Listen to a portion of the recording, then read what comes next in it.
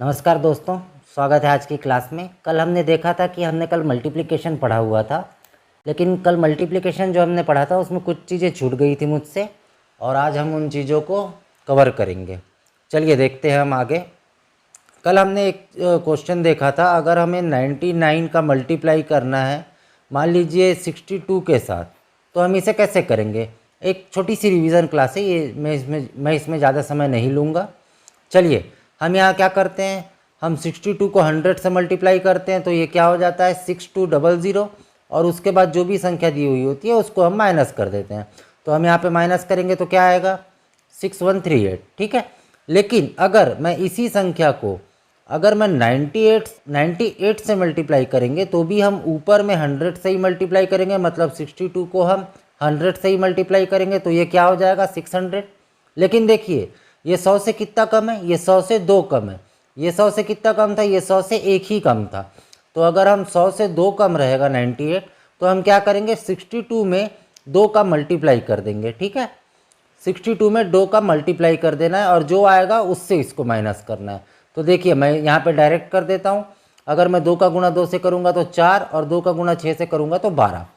तो हम इसे माइनस करेंगे। तो चलिए एक बार करके देखते हैं। 10 में से 4 गया 6, 9 में से 2 गया 7, 1 में 1 गया 0, और ये 6। ये होगा इसका आंसर। चलिए एक क्वेश्चन और ले लेता हूँ मैं इसमें। मैं यहाँ पे करता हूँ 56 इंटू 98, ठीक है, मतलब 56 इंटू 98। देखिए यहाँ पे भी क्या होगा, 56 में 100 का मल्टीप्लाई करेंगे, लेकिन 98 100 से कितना कम है, 2 कम है, तो 56 इंटू 2 हो जाएगा। तो 56 का दुगना क्या होता है आपका 112। अगर 56 में हम 2 का गुणा करेंगे तो क्या आ जाएगा 112। अब इसे माइनस कर देते हैं। चलिए 8 ये हो जाएगा आपका 4, और ये हो जाएगा आपका 5, ठीक है। ये हो गया आपका 98 के लिए। सेम अगर मैं इसी चीज़ को ये देखूं, अगर मान लीजिए ये दिया हुआ हो कि 41 इंटू 97। अब देखिए 100 से कितना कम है, 100 से अगर आप 100 में 3 घटाएंगे तब आपका 97 आएगा, ठीक है। तो चलिए एक बार इसे भी करते हैं। अगर 100 से 3 कम है तो हम 41 में पहले 100 का गुणा करेंगे, तो 4100, ठीक है। अब ये कितना कम है, 100 से 3 कम है, तो 3 का यहाँ पे मल्टीप्लाई कर दो। तो 3 मैं डायरेक्ट यहाँ पे मल्टीप्लाई कर देता हूँ, और 3 चौक 12। इसे माइनस कर दीजिए। इसे माइनस करेंगे तो क्या होगा, अगर हम 4100 में 1 2 3 को अगर माइनस करेंगे तो 3977, ये इसका आंसर होगा। देखिए दोस्तों, मैंने जो कल आपको बताया था वो मैंने इस टाइप के क्वेश्चन के बारे में बताया था कि अगर 144 इंटू 123 दिया हुआ होगा तो इसे हम कैसे करेंगे। मैंने आपको इसका फॉर्मूला भी लिखवाया था, लेकिन आज मैं ये आपको बताता हूँ कि अगर 144 मतलब 3 डिजिट और डिजिट का अगर मल्टीप्लाई होगा तो हम इसे कैसे सॉल्व करेंगे। देखिए ये भी कोई ज़्यादा बड़ी चीज़ नहीं है, और एग्ज़ाम में आपको अधिकतर इसी टाइप के ही क्वेश्चन में आप थोड़ा सा टाइम लेंगे। तो चलिए आज हम इसका एक ट्रिक देखते हैं क्या होगा। ज़रा ध्यान से देखिएगा, इसमें कुछ थोड़ा सा आपको कॉम्प्लिकेशन लग सकता है, लेकिन ये होगा नहीं। अगर आप इसे प्रैक्टिस करेंगे तो ये आपके लिए आसान हो जाएगा। चलिए हम एक काम करते हैं, हम 144 में 23 का मल्टीप्लाई करते हैं। तो यहाँ पे मैं पहले 4 लाइन खींच लेता हूँ, ठीक है। ये मैं आपको सिर्फ समझाने के लिए कर रहा हूँ। देखिए सबसे पहले आप एक काम कीजिए, आप 2 का मल्टीप्लाई 2 से कीजिए, तो यहाँ पे 2 आ गया, ठीक है। अब आप एक काम कीजिए, आप 3 का मल्टीप्लाई 4 से कर दीजिए, तो यहाँ पे क्या आ गया 12, ठीक है। और हमने क्या सीखा था कि हमें सिर्फ यूनिट डिजिट लेनी है, ठीक है। तो मैं यहाँ पे सिर्फ 2 लूँगा, 1 को मैं यहाँ पे हासिल पे रख देता हूँ, ठीक है। तो मैं यहाँ से दो ही बस लिया हूँ, 1 को मैंने वहाँ से हटा दिया है, ठीक है दोस्तों। चलिए अब हम आगे करते हैं।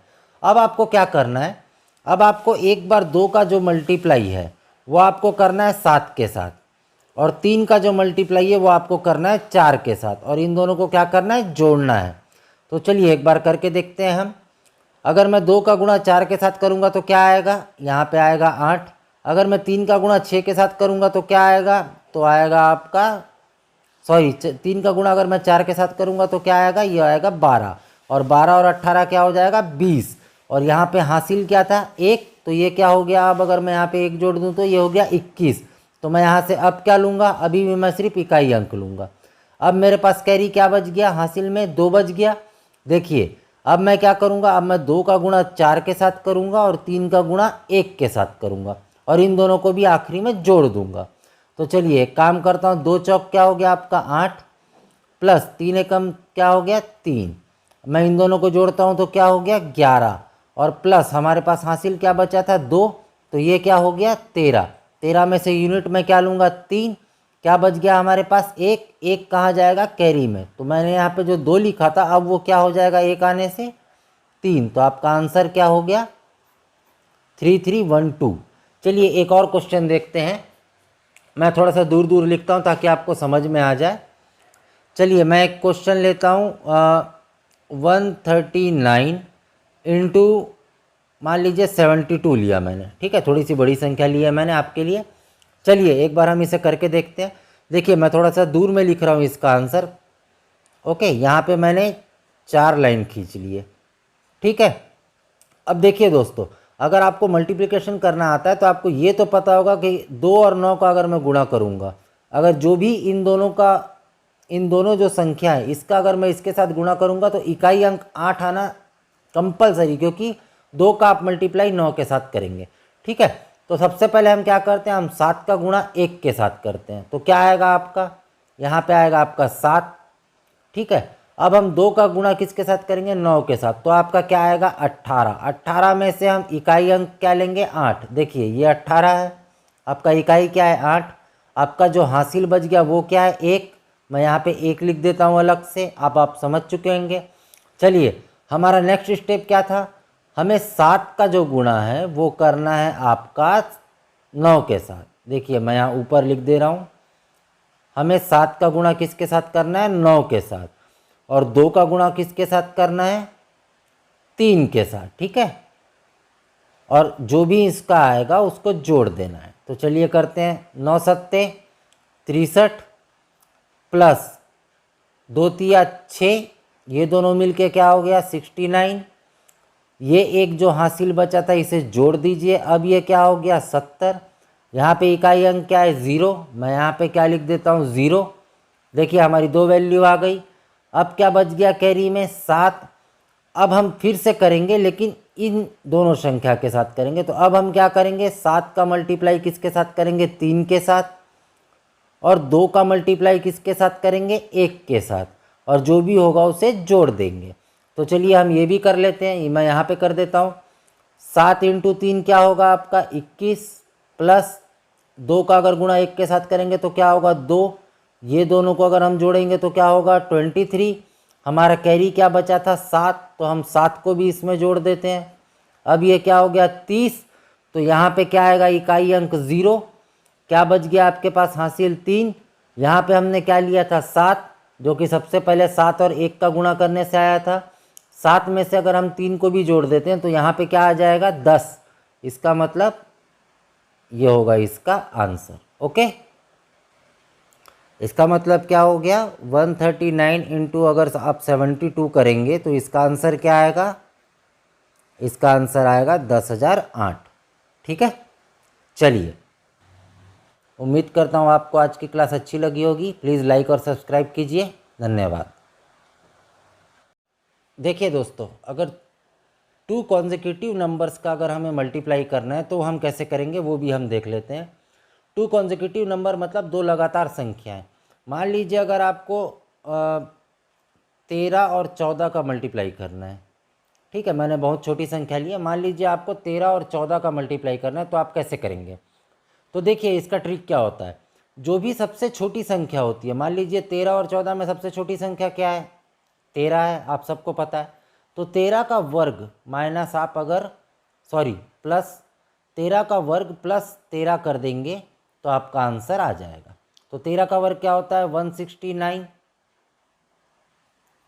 प्लस अगर आप 13 करेंगे तो आपका आंसर आ जाएगा और ये आपका होगा, ठीक है। देखिए कितना आसानी से बन गया। चलिए मैं एक और संख्या ले लेता हूँ, मान लीजिए मैं ले लेता हूँ 22 इंटू 23, ठीक है। तो इसमें सबसे छोटी संख्या क्या है 22 है, 22 का वर्ग हमें पता है, 22 का वर्ग क्या होता है 484, प्लस अगर मैं 22 कर दूं तो आपका आंसर आ गया। चलिए तुरंत कर लेते हैं, ये आपका आंसर हो गया। ठीक है, ये आपका 2 कॉन्जिक्यूटिव नंबर्स के लिए था, 2 लगातार संख्याएं। जो भी आप संख्या लेंगे आप उसका मल्टीप्लिकेशन कर सकते हैं। एक बहुत छोटी संख्या ले लेता हूँ मैं, देखिए 7 और 8। ठीक है, आप इन दोनों का तो हमें पता है कि क्या होता है, 56 होता है, लेकिन हम इस मेथड से करने की कोशिश करते हैं। देखिए 7 का स्क्वायर क्या होगा, 49, प्लस अगर मैं 7 कर दूं तो क्या आ जाएगा, 56। देखिए ये भी और ये भी। ठीक है, तो जो भी सबसे छोटी संख्या रहेगी आपको उसका स्क्वायर निकालना है, प्लस जो वो संख्या है उसके वापस उसे जोड़ देना है, तो आपका आंसर आ जाएगा।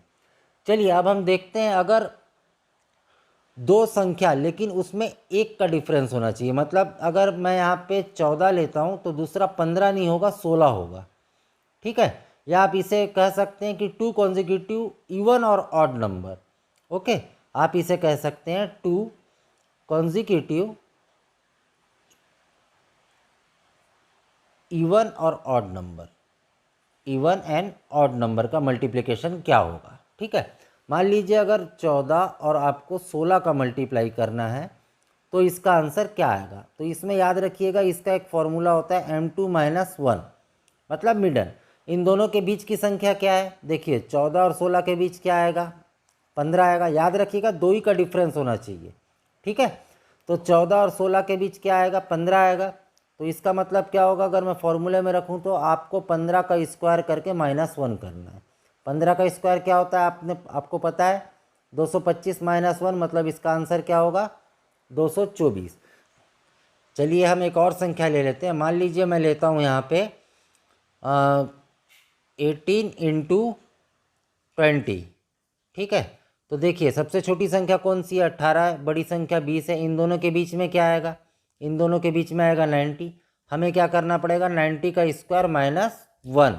90 का स्क्वायर क्या होता है, 90 का स्क्वायर हो गया आपका 361 -1। इसका आंसर क्या आएगा, 360। देखिए ये कितना आसान है। उम्मीद करता हूँ आपको आज की क्लास पसंद आई होगी। प्लीज़ लाइक और सब्सक्राइब कीजिए। धन्यवाद।